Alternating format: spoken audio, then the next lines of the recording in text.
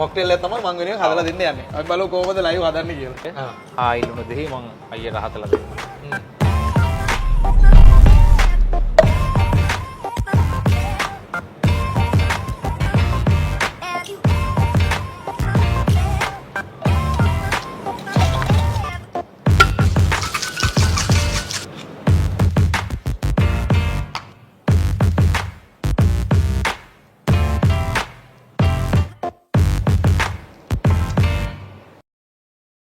සමහන් සැමදා සමහන් සැමදා සුවෙන්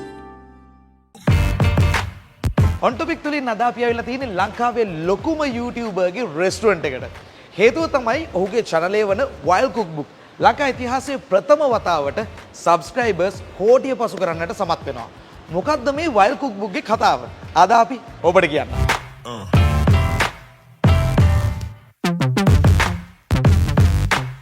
වයස අවුරුදු 28ක තරුණ කොල්ලෙක් චරිත් නිපුණ සිල්වා තමයි ලංකාවේ පළවෙනි YouTube subscribers කෝටිය වාර්තා කරන්නේ. චරිත් මල්ලි මුලින්ම ආයුබෝවන්. ආයිබෝන්යි.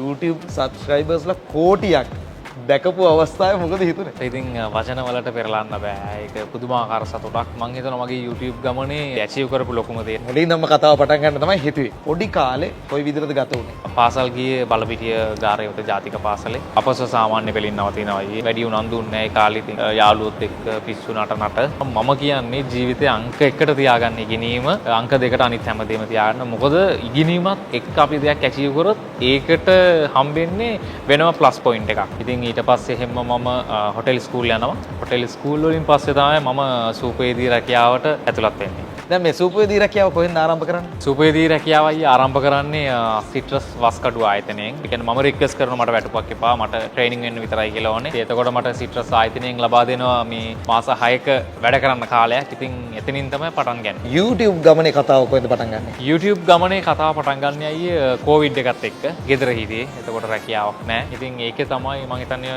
වෙනස් විදියට වීඩියෝස් කරන්න පටන් ගත්තේ. වීඩියෝස් අයියේ මම දාලා තිනවා මට මතක විදියට YouTube එකේ 600 ගානක්.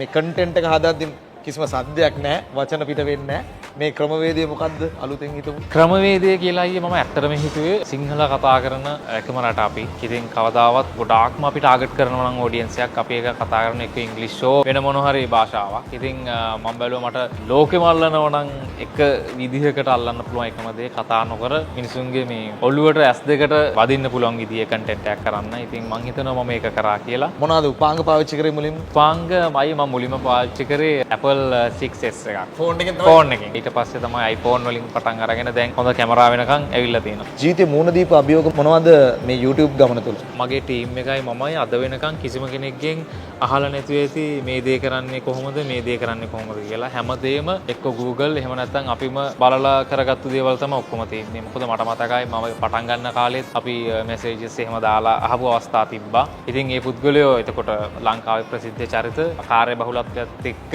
මැසේජ් රිප්ලයි කරන්න බෑ. ඒක ඇත්ත. දැන් මේ පුද්ගලයා වර කතා කරනවා.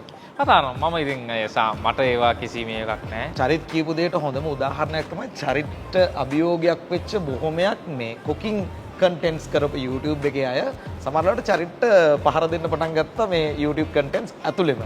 දැන් මේ වෙලාවේ චරිත් සමහර වෙලාවට ඒ ප්‍රතිචාර දක්වපු විදිය නිහඬව හිටියේ. ඇත්තටම අය කවුරු හරි මිනිස්සෙක් මොනවා කිව්වත් ඒක අපේ ඇඟේ වදින්නේ නැහනේ. ඒක තමයි ඇත්ත කතාව. ඉතින් ඒක ඇත්තටම අදාළත්වයක්. මම කිසිම දෙයකයි ගණන් ගන්න නැහැ සාමාන්‍යයෙන්. මම යන ගමන විතරයි මට වැදගත්. ඉතින් ඒ ගමනේත් මම මගේ ජීවිතයයි ඇත්තටම මේ ආපු කිසිම දෙයක මට කිසිම තරංකාරයක් ඉඳලා නැහැ. මම කවදාවත් හිතලා නැහැ මම මෙයාගෙන් මෙයාව පාස් කරලා යනවායි කියලා. එකම තරංකාරයා මට මම. ඒක නිසා තමයි මම හිතන්නේත් මට මේ දේ ඇචීව් කරගන්න පුළුවන් වුණේ කියලා. චරිත් කරන විදිහටම කන්ටෙන්ට් කොපි කරලා කරනවා සමහරව දැක්කම මොකද හිතෙන්නේ? ඒක සතුටුයි අය.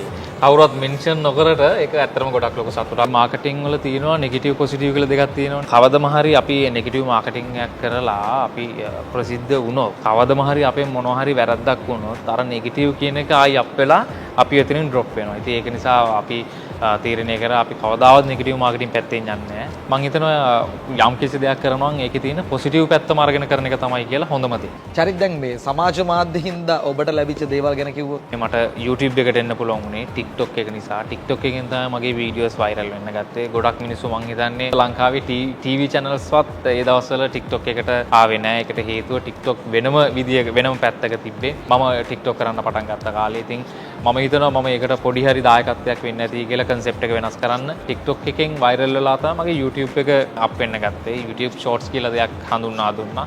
අර content එකම මම මේකට දාපු නිසා YouTube එකෙන් මට අද වෙනකොට මම හිතන්නේ මේ තුන්වෙනි සම්මානෙ මේ. ඒ වගේම මට හොඳ ජීවිතයක් ලබා දීලා තියෙනවා. YouTube වලින් එහාට ඉස්සරහට මොනවද බලාපොරොත්තු තියෙන්නේ? අපි රෙස්ටෝරන්ට් එකක් පටන් ගත්තා කොළඹ. මේ රෙස්ටෝරන්ට් ආලය මුළු ලෝකෙ පුරාම ලංකාවේ නමත් එක්ක අරන් යන්න තමයි බලාපොරොත්තු වෙන්නේ. දෙන්න දින උපදෙස් තමයි හැමදාම වෙනස් විදියට දෙයක් හිතලා වෙනස් කන්ටෙන්ට් එකක් දෙන්න මිනිස්සුන්ට. මේ මිනිස්සු ආදරයෙන් වැළඳ ගන්න විදියට. එහෙම වුණොත් මම හිතනවා මම විතරක් නොවේවි කියලා ලංකාවේ ඩයමන්ඩ් ප්ලේ බටන් එකක් ගත්ත. දැන් චරිත හදන කෑම බීම අපි දකින්නේ YouTube එකෙන් විතරයිනේ. ඔකට ලයිව් බලාගෙන හැකියාවක් තියෙනවා. ලයිව් මම සාමාන්‍යයෙන් කරන්නේ හැබැයි මම හසිතයි කැමති ඕනම දෙයක් මම දැන් හදලා දෙන්න. හරියට ජූස් එකක් බබුකෝ චරිත ගතිය හදන්න. හායි ලුණු දෙයි කියලා මොක්ටේල් එක තමයි මම වෙනුවෙන් හදලා දෙන්න යන්නේ. අපි බලමු කොහොමද ලයිව් හදන්නේ කියලා. ආයි ලුණු දෙහි මම අයියට හදලා දෙන්න.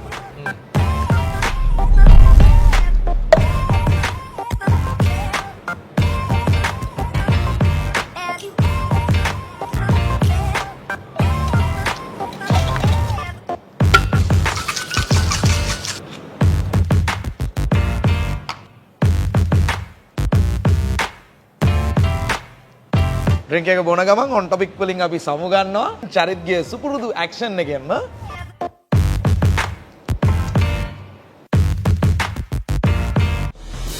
අද දෙරන YouTube නාලිකාව YouTube අද දෙරන දැන්ම සබස්ක්‍රයිබ් කරන්න.